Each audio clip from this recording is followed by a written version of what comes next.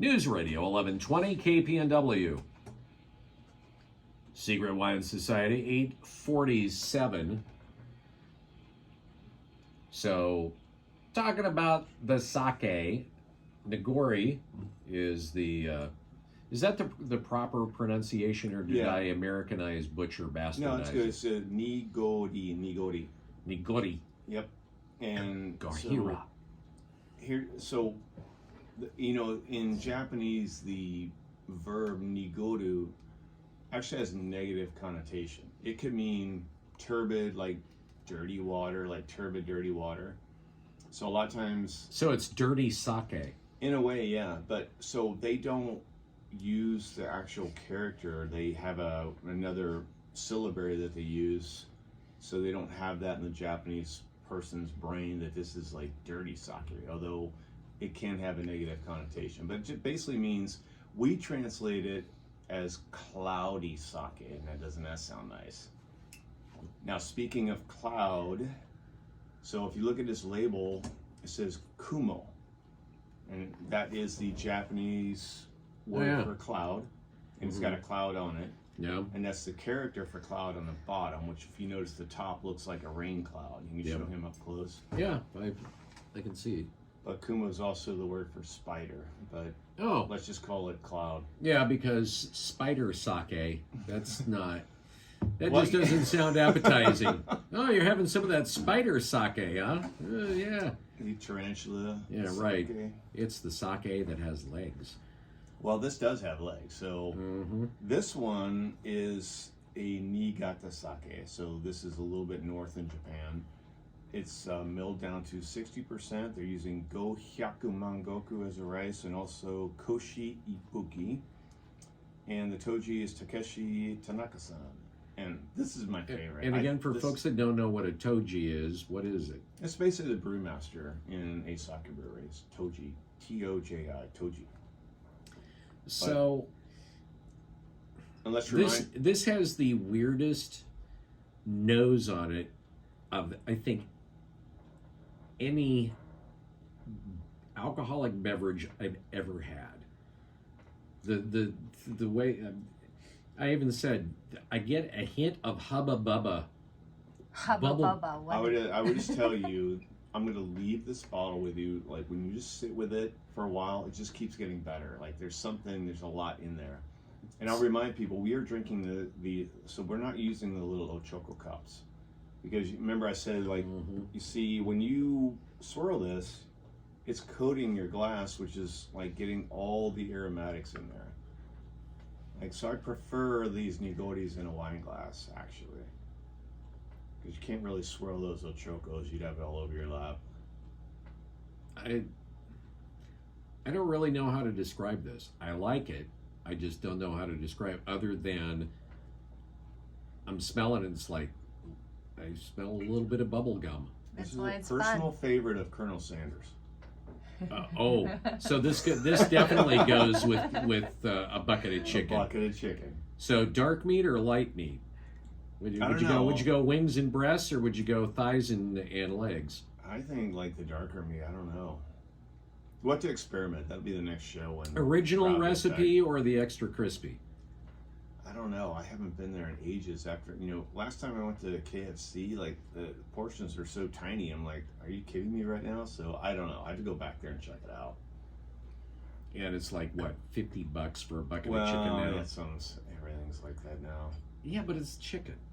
It is chicken. But it's Colonel Sanders. At least it's real chicken, hopefully. Yeah. All right, so we have one more, and this is very quick, and it's actually not a sake. Oh, it's not? No, so this is a Korean drink. It's called makgeolli. It's almost like a beer. Well, it's 5% alcohol.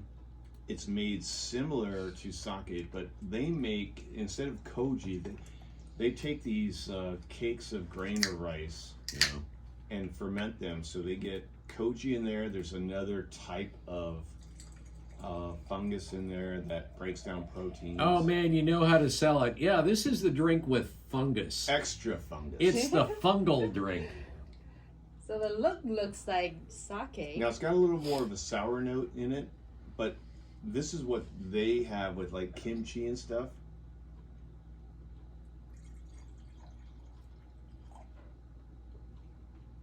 What's the okay? What is the fizzy? This is weird. Yeah, there's Okay, this is bizarre. This is like a cross between pop. No kidding. It's like I okay, love this it's 7-Up and something. it's in between. Now this is similar. So makgeolli is made, so it comes from rice, but when they make the God, this is bizarre. fermentation cake, so they will press these cakes and let them ferment, and They will press develop the cakes. they will develop all the bacteria and yeast in there from the natural environment.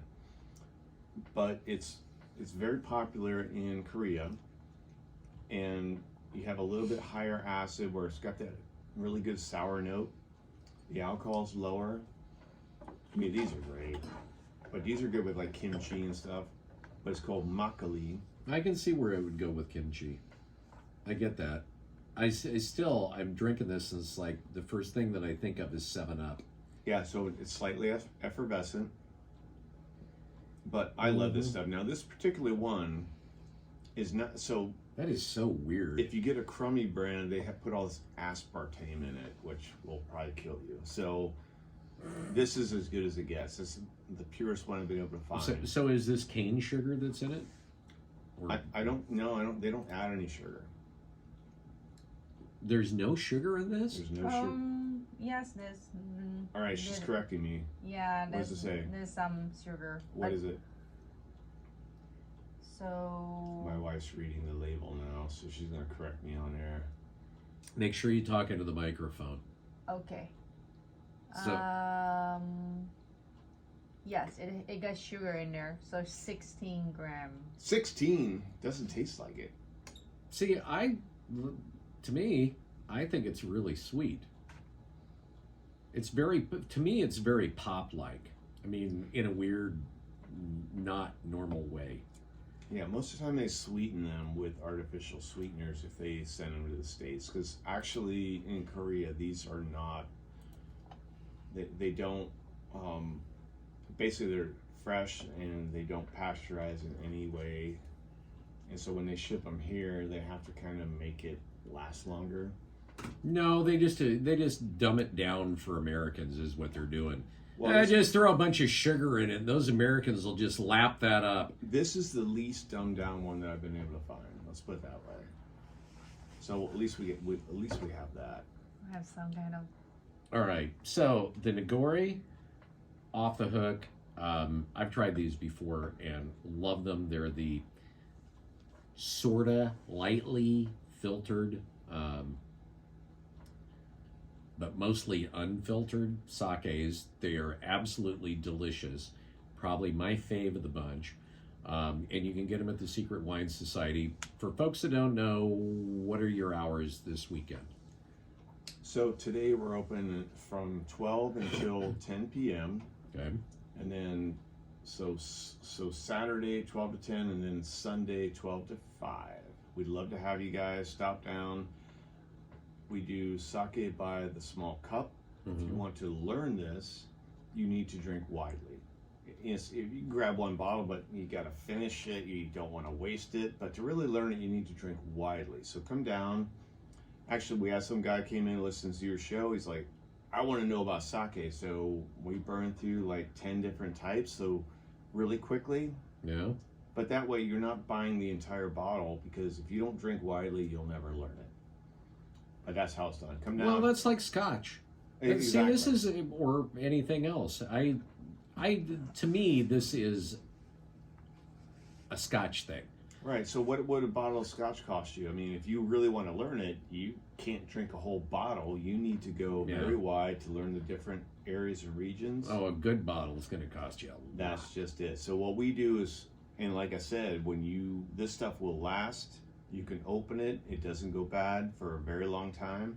So we can pour small cups. If you want to learn it, we'll teach you about it, and we'll go through many different types to find your style and teach you about new styles that are out there and that maybe you weren't aware of. So just come down, talk to us, and make sure I'm there. I have the authority to open whatever I want, sort of. If my wife isn't watching. I love it. All right, the Secret Wine Society in the house for another Friday, and this stuff, all of this was, although the last Korean stuff, It's a little different. I'm It's a little not different, sure. but Anyway. it'll grow on you. Anyway, that is a wrap for the week. It is the Wake Up Call, News Radio 1120 KPNW. Rob's going to be back next Wednesday. And, of course, coming up next, we got Markley, Van Camp, and Robbins. The best of the Wake Up Call coming up this weekend from 7 a.m. to 9 on Saturdays. We're out. Thanks, everybody. Thank you.